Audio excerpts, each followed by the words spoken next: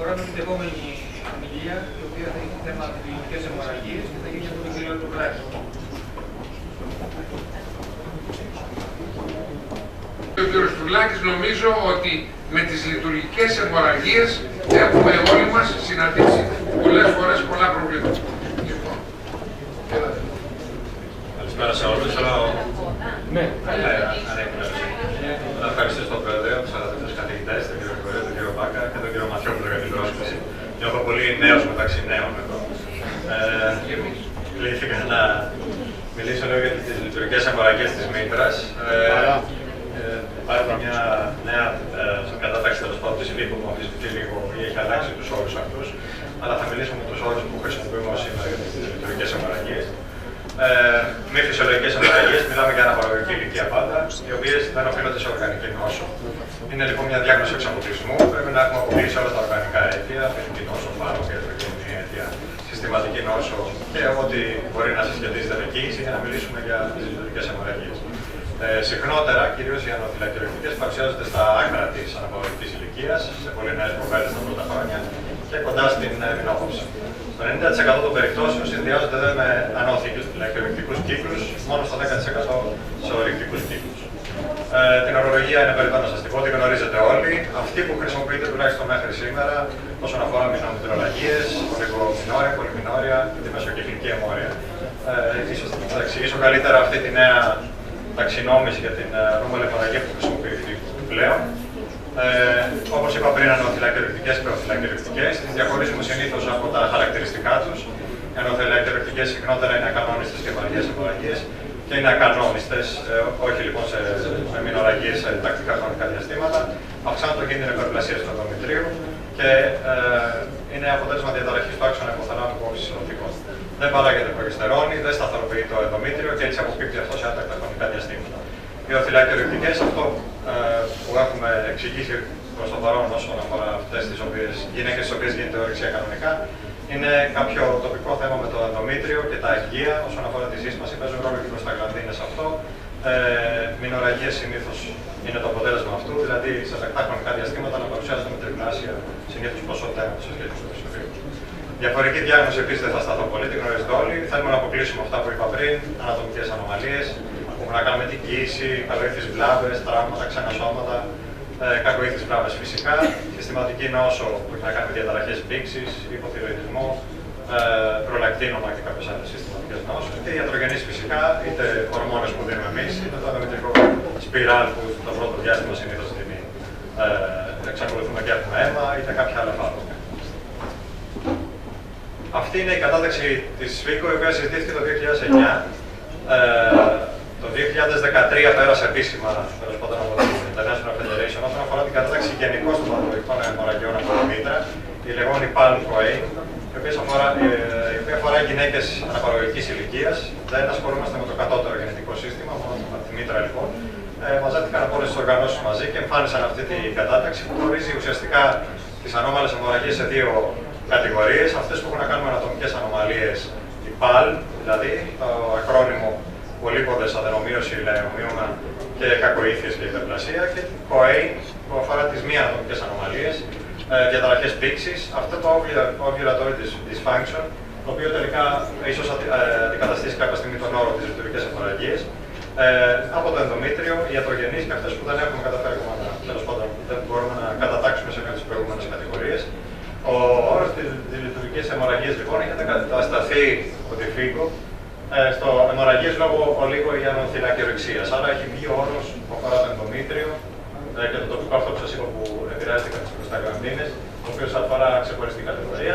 Οι μητρορραγίες, οι οποίες αντικαταστάθηκαν από τον όρο ενδιάμεση αιμορραγία, μεταξύ ομαλών περιόδων λοιπόν. Και οι μηνορραγίες ως βαριά εμμηνορρήση, δηλαδή μεγαλύτερη ποσότητα σε φυσιολογική περίοδο. Εδώ είναι ένα σχεδιάγραμμα λίγο για να το δείτε. Το heavy menstrual bleeding, βαριά αιμορραγία που είπαμε πριν, οι μηνορραγίες, the menstrual και το ακρόνιμο της PALM-CoA. Πολύ σωστά ο κ. Μακάρης πριν είπε ότι τα λεωμεονόματα έχουν χωριστεί και σε περισσότερες κατηγορίες, αυτές τις 9 κατηγορίες που είδαμε πριν από τη ΦΥΚΟ. Διαγνωστική προσέγγιση, και εδώ δεν θα πολύ μην σας κουράζω. Θέλουμε να αποκλείσουμε τις ανατομικές και συστηματικές νόσους. Σωστό, ένα πολύ καλό ιστορικό να μην ξεχνάμε πάντα. Αποκλείουμε πρώτα απ' όλα τη πιθανότητα εγκυμοσύνης. Ψάχνουμε να δούμε από το ελέγχουμε λίγο τη σημεία. Το ανέφερα απλά για περιπτώσεις στις οποίες έχουμε μεγάλες αιμορραγίες που προφανώς προκαλούν μεγάλη πτώση του αιματοκρίτη, στις οποίες προέχει να κάνουμε εξετάσεις τέλος πάντων πριν την αντιμετώπιση, ομάδα αίματος, ροές και πιθανώς μετάγγιση. Β' περιεργεί όσον αφορά τις περιεργές εξετάσεις με γενική αίματος και ανάλογα με τις ενδείξεις ορμονικές εξετάσεις, αν υπάρχει υποψία υποτhyroidισμού ή οποιαδήποτε άλλη διαταραχή. Οι απεικονιστικές εξετάσεις, το διαγωνικό υπερηχογράφημα φυσικά και η υπερηχοϊστογραφία, η οποία μπορεί να μας δείξει μια καλύτερη απεικόνιση της ανατολικής κοιλότητας σε περίπτωση που υποπτευόμαστε κάποια ανατομική μικρή βλάβη. Και οι διαγνωστικές επεμβάσεις, κυρίως σε γυναίκες υψηλού κινδύνου και μεγαλύτερης ηλικίας, όχι φυσικά στα πρώτα έτη στις μικρές κοπέλες. Διοξία ενδομητρίου με επιπέλ, δεν ξέρω πώς τη χρησιμοποιούμε. Χρησιμοποιείται συνήθως, ψάχνουμε με διαγνωστικές επεμβάσεις σε γυναίκες όπως είπα πριν υψηλού ρίσκου, δηλαδή πάνω από 35 ετών, παχύσαρκες, με παρατεταμένη έκθεση σε έντονο εστρογονικό περιβάλλον. Καλά τα αποτελέσματα με την πιπέρ που αναφέρονται στην βιβλιογραφία, οπότε δεν χρησιμοποιώ όπως έχουμε στεροσκόπηση. Διαγνωστική απόξεση, γνωρισμόνη και διαγνωστική στεροσκόπηση, η οποία είναι μέθοδος εκλογής για να μπορέσουμε να διαγνώσουμε ενδομητρικές βλάβες όταν έχουμε υποψία για αυτές. Και είναι η στόχη της θεραπείας. Πρώτον, να ελέγξουμε την αιμορραγία φυσικά. Δεύτερον, να προλάβουμε τις υποτροπές. Σε όσες γυναίκες το επιθυμούν, διατήρηση της γονιμότητας. Ελάττωση του μελλοντικού κινδύνου που προκύπτει από την ορμοθυλακιορυξία και βελτίωση της ποιότητας της ζωής της γυναίκας. 4 είδη θεραπείας. Έχω βάλει ξεχωριστά το ενδομητρικό σπήραμα. Φαρμακευτική πρώτη θεραπεία και πάντα μέθοδος εκλογής σε πρώτο στάδιο. Το ενδομετρικό σπήραμα το Mirena. Συντηρητική χειρουργική αντιμετώπιση από το κομμάτι που αφορά λίγο την ιστεροσκόπηση και η ιστερεκτομή τέλος. Εξαρτάται η αντιμετώπιση που θα χρησιμοποιήσουμε από τη σοβαρότητα της αιμορραγίας, αν επιθυμεί αντισύλληψη η γυναίκα, αν υπάρχουν αντεδείξεις για τη φαρμακευτική θεραπεία.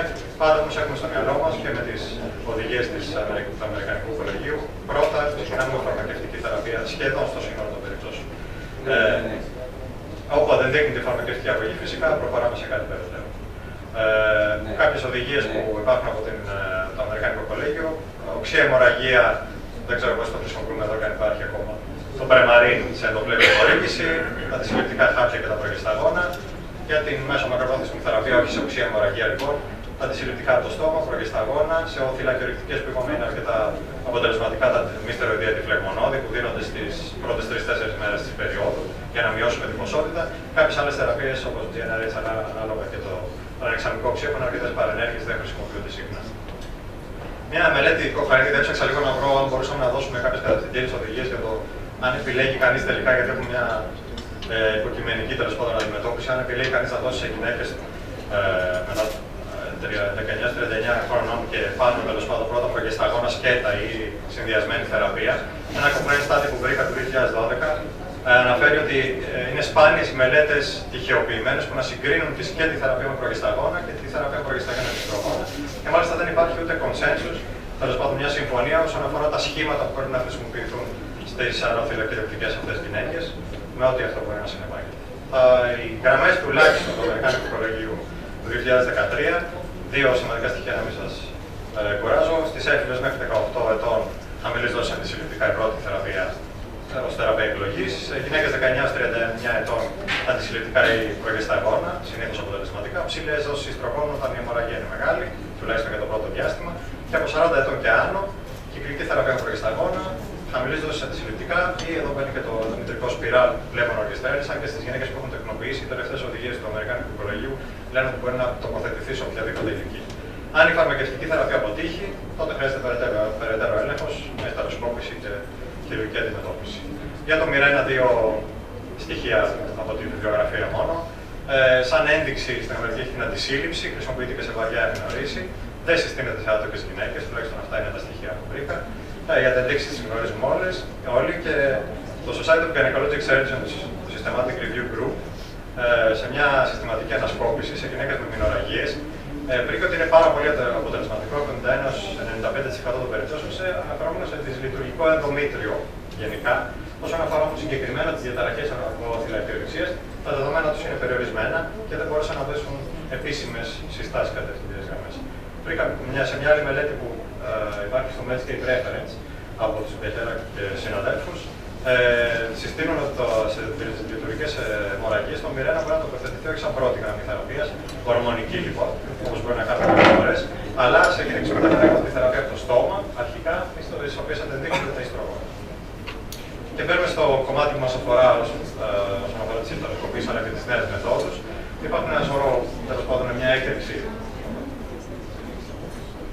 μια έκρηξη των μεθόδων αυτών. Εγώ τουλάχιστον στο Βέλγιο είχα εκπαιδευτεί πάνω στην εκτομή που γίνεται με το loop και στο Βελγίο πάνω στο thermal balloon. Έχουν παρουσιαστεί πολλές μέθοδοι. Αυτές οι πρώτες γενιάς δεν χρησιμοποιούνται πλέον συχνά. Η εκτομή χρησιμοποιείται από κάποιους αρκετά ακόμα. Το λέιζερ εγκαταλείφθηκε στο NDIAC, αν ψάξει κανείς και να δει στην βιβλιογραφία. Χρησιμοποιεί κανείς ένα λέιζερ για να πάει τοπικά να καταστρέψει σιγά σιγά όλο το ενδομήτριο. Ήταν αρκετά χρονοβόρα και πολύ εύκολη μέθοδος. Το rollerboard επίσης υπήρχαν αρκετά στοιχεία που έλεγαν ότι το βάθος καταστροφής του ενδομητρίου τέλος πάντων δεν ήταν ομαλό όταν το χρησιμοποιούσε κανείς. Και η εκτομή τη γνωρίζουμε όλοι, θα σας δείξω, δεν χρειάζεται, είναι γνωστό τέλος πάντων πώς χρησιμοποιείται. Πάντα με ιστεροσκόπηση και απαιτούν διάταση με ειδικολικές πλέον με φυσιολογικό όρο. Αναπτύχθηκαν λοιπόν άλλες μέθοδοι, γιατί αυτό έχει μια πολύ μεγάλη καμπύλη εκμάθησης πέρα από το κόστος. Αναπτύχθηκαν άλλες μέθοδοι, λεγόμενες GEA, δηλαδή Global Endometrial Ablation, τις οποίες προσπάθησαν να καταστρέψουν όλο το ενδομήτριο μαζί και όχι γίνοντας τοπικά με αυτή τη μέθοδο τέλος πάντων, η οποία έχει και όλες τις επιπλοκές της χρονοβόρας ιστεροσκόπησης με την απορρόφηση υγρών, τα είπαν οι προλαλήσαντες. Το laser, πολύ μικρές μελέτες τέλος πάντων κατάφεραν να βάσουν στη βιβλιογραφία, με κάποιες ίνες οι οποίες προσπαθούν ολικά να καταστρέψουν το ενδομήτριο.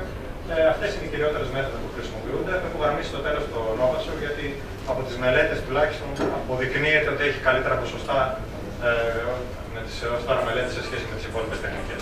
Cryoablation, μικροκύματα, μικροσούλης, το ζεστό νερό που κυκλοφορεί ελεύθερα μέσα στην ενδομητρική κοινότητα και το γνωστό στους περισσότερους μπαλόνι της Thermal Choice που έχει βγάλει το 1, 2, 3, το εξέλιξε κάπως. Kappa Thermablade και κάποια άλλα. Εδώ βλέπουμε σε ένα σχήμα λίγο για να το αντιληφθείτε. Εδώ είναι το rollerboard. Πηγαίνουμε με το rollerboard που κάνουμε διαστολή, μπαίνουμε και καταστρέφουμε σιγά σιγά το ενδομήτριο. Το ίδιο ισχύει και για την εκτομή πάνω κάτω. Εδώ βλέπουμε το cryoablation, που είναι ένας χαρακτήρας και το άκρο του παγώνει στους μείον 60 βαθμούς. Αυτό πρέπει να γίνεται υπό υπερηχογραφική παρακολούθηση, γιατί πρέπει να βλέπουμε ότι χρησιμοποιείται μια οικογενής άλωση, η οποία πρέπει να την παρακολουθούμε για να μην φτάσει, έχει κάποιες δυσκολίες στη χρήση, να μην φτάσει κοντά στον ορογόνο. Εδώ βλέπουμε το ζεστό νερό, το οποίο για μένα στην αρχή μου γέννησε πολλές αμφιβολίες, γιατί βάζει κανείς φυσιολογικό όρο μέσω αυτού του καφετήρα και αυτός ο φυσιολογικός ορός ζεσταίνεται σε μια υψηλή θερμοκρασία και το αμέσως επόμενο ερώτημα είναι αν αυτό περάσει μέσα από τις άλπικες, τι θα προκαλέσει στο εσωτερικό της κοιλιάς. Γνωρίζουμε ότι η πίεση για να περάσει συνήθως το υγρό αυτό μέσα από τις άλπικες πρέπει να υπερβαίνει τα 60 με 70 mm υδραργύρο. Αυτό γίνεται στα 50, που σημαίνει ότι και έχει ένα microprocessor μέσα το ίδιο το μηχάνημα, σε περίπτωση λιγότερο από 10 ml διαφύγουν από την ποσότητα αυτή, σταματάει αυτόματα το μηχάνημα.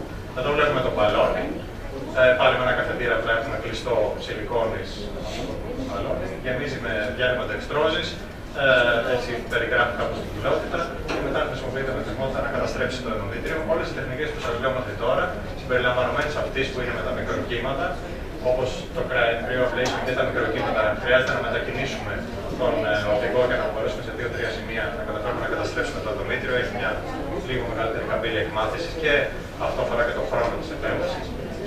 Και το τελευταίο είναι το ραδιοσυχνότητα της Novasur, το οποίο πρέπει να έχει κλείσει μια δεκαετία, δεν ξέρω αν είναι εδώ που χρησιμοποιείται και έχουν βγει πλέον βγαίνουν μακροχρόνιες μελέτες όσον αφορά την αποτελεσματικότητά του και σε όλες τις μελέτες που κατάφερα να πω στη βιβλιογραφία φαίνεται να υπερέχει τον άλλο. Κριτήρια εφαρμογής, να μην υπάρχει αγωγήθεια, να μην υπάρχει πλεγμονή, είναι γνωστά σε όλους, να έχει ολοκληρώσει η γυναίκα την τεκνοποίηση, γιατί έχει πολύ κακά αποτελέσματα σε όσα περιστατικά βρήκα στην βιβλιογραφία που προέκυψε εγκυμοσύνη μετά από αυτό.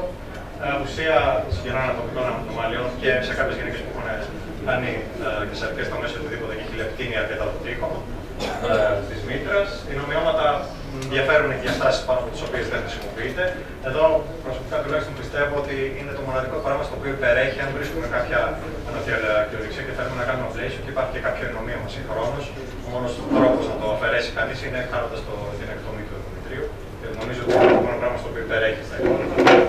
Όχι απόλυτη επιθυμία για μηνόρια, γιατί δεν σταματάει η περίοδος σε πολύ ψηλό ποσοστό και δεν προσφέρουν αντισύλληψη. Βέβαια να το καταλάβουμε, οι εγκυμοσύνες που έχουν προκύψει είχαν πολύ κακά αποτελέσματα, αλλά έχουν προκύψει εγκυμοσύνες μετά από αυτό, που σημαίνει ότι χρειάζεται κάποια μέθοδος μετά ή τέλος πάντων προσοχή. Rollerboard και resection, θα πάω λίγο γρήγορα για να σας το πω. Rollerboard πάνω, εκτομή κάτω, γνωστό σε όλες. Ρεσεκτοσκόπιο και τα δύο θα είναι Επιπλοκές όπως κάθε πνευματική τελοσκόπηση. Η φωνή αυτό που σας είπα πριν έχει μεγάλη καμπύλη εκμάθησης, έχουν και οι δύο. Αποκλειστικά υπογενική αναισθησία στο χειρουργείο, να έχουν γίνει πολλά από τα υπόλοιπα σε office στο ιατρείο. Και όλα τα αποτελέσματα από quality of life και επιπλοκές δείχνουν ότι είναι πολύ ψηλότερα σε σχέση με τα δεύτερη γενιά. Εντάξει, θα μην μείνω πολύ εδώ. Αυτό είναι αυτή η εκτομή του ενδομετρίου. Αυτό τέλος πάντων είναι μια τεχνική που χρησιμοποιείται ακόμα αρκετά παρά το ότι υπάρχουν καινούριες τεχνικές της δεύτερης γενιάς. Θα προχωρήσω, μην σας κουράζω. Το Elite που σας είπα, τα ενδομήτρια Blaze δεν χρησιμοποιούν μέτρηση διάσταση μεγάλο το κόστος. Το 3 Blaze που βλέπουμε εδώ το μηχάνημα και αυτό που σας είπα πριν την καταγγεία. Βλέπετε εδώ ότι χρησιμοποιεί και καταστρέφει το ενδομήτριο. Οι περισσότερες τεχνικές εκτός από τον νόμο δίνουν ένα όριο συνήθως στα 6 χιλιοστά. Που σημαίνει ότι όσο και αν κάποιες εταιρείες τουλάχιστον λένε ότι σε σχέση με τα πρώτη γενιά, όταν έχουμε ένα παχύ ενδομήτριο που πρέπει να δώσουμε πάντα GNRH ανάλογα για να το λεπτύνουμε και μετά να επέμβουμε, σε αυτές επίσης δίνεται όριο τα 6 χιλιοστά συνήθως, γιατί έχει συγκεκριμένο πάχος το οποίο μπορεί να καταστρέψει, πράγμα το οποίο δεν ισχύει με τον νόμο, θα σας εξηγήσω σε λίγο. Το Cryo Ablation λοιπόν, μείον 60 βαθμούς, απαιτεί υπερφυγογραφική παρακολούθηση, αυτό που σας είπα πριν. Δεν βρήκα μακροχρόνιες μελέτες συγκριτικές σε σχέση με τις υπόλοιπες τεχνικές. Αυτό αφορά τα μικροκύματα, σε όλους. Αυτό θέλει λίγο κίνηση που σας είπα πριν για να καταφέρει κανείς να καταστρέψει όλο το ενδομήτριο σε μήκος και σε πλάτος. Στα 9,2 GHz, μπαίνει μέσω οδηγού, 95 βαθμούς αναπτύσσει. Με το βάθος καταστροφής, όπως σας είπα, τα 6 χιλιοστά. Πολλαπλών χρήσεων και φαίνεται σε κάποια μελέτη που βρήκα τουλάχιστον να υπερέχει του μπαλονιού και του φυσιολογικού ορού, τα λέω εντάχει εδώ. Καθετήρας που μπαίνει στο εσωτερικό της μήτρας, το μπαλονάκι αυτό γεμίζει με διάλειμμα δεξτρός, η πίεση φτάνει στα 150-220 ανάλογα με το συγκεκριμένο που θα χρησιμοποιήσουν. Υπάρχουν διάφορες εταιρείες που το έφτιαξαν. Περίπου στους 87 βαθμούς για λίγα λεπτά. Είναι μικρή η διαδικασία, συνήθως κρατάει με το θέρμα joy τουλάχιστον 8 λεπτά. Στη Σλοβενία που το είδα, το χρησιμοποιήθηκε αρκετά και με παρατραχυλικό μπλοκ. Υπήρχαν κάποιες γυναίκες και νομίζω ότι τουλάχιστον για την εμπειρία που χρησιμοποιούσαν αρκετά, πολλές γυναίκες χρειάστηκε να περάσουν σε μέθη. Οπότε δεν ξέρω κατά πόσο πρέπει να ξεκινήσει κανείς με τοπική αναισθησία. Υπάρχουν μικροεπεξεργαστές όπως υπάρχουν σε όλα, κάποιες δικλείδες ασφαλείας για να μπορέσει κανείς να αποφύγει τις ζώνες επιπλοκές.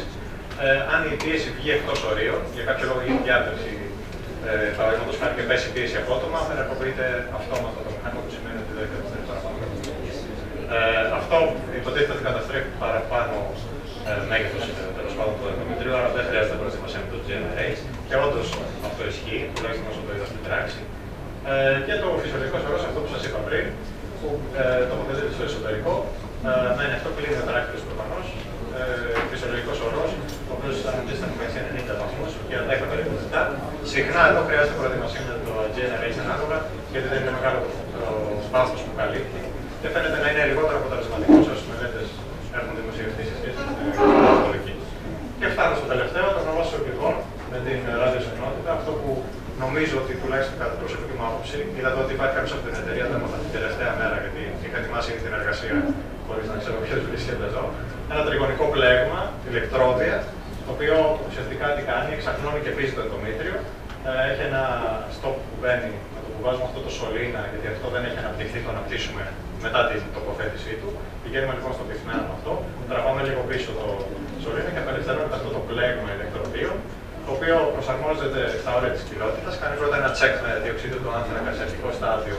Εδώ το βλέπετε πώς είναι, το βραχίωνας υπάρχει και εδώ.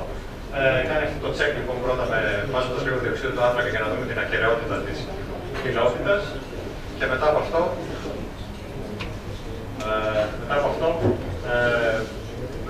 είναι συνδεδεμένο και με αναρρόφηση και ό,τι υγρό παραχθεί η αίμα, τέλος πάντων, δεν ξέρω πώς φεύγει. Εξαχνώνεται και φεύγει. Μεταδίδει μια ραδιοσυχνότητα και έχουμε αρκετά πλεονεκτήματα σε αυτό. Πρώτον, διαρκεί πολύ λίγο. Δηλαδή η λειτουργία του είναι συνήθως 90 δευτερόλεπτα και μέχρι τα 2 λεπτά μετά απενεργοποιείται με εκείνο.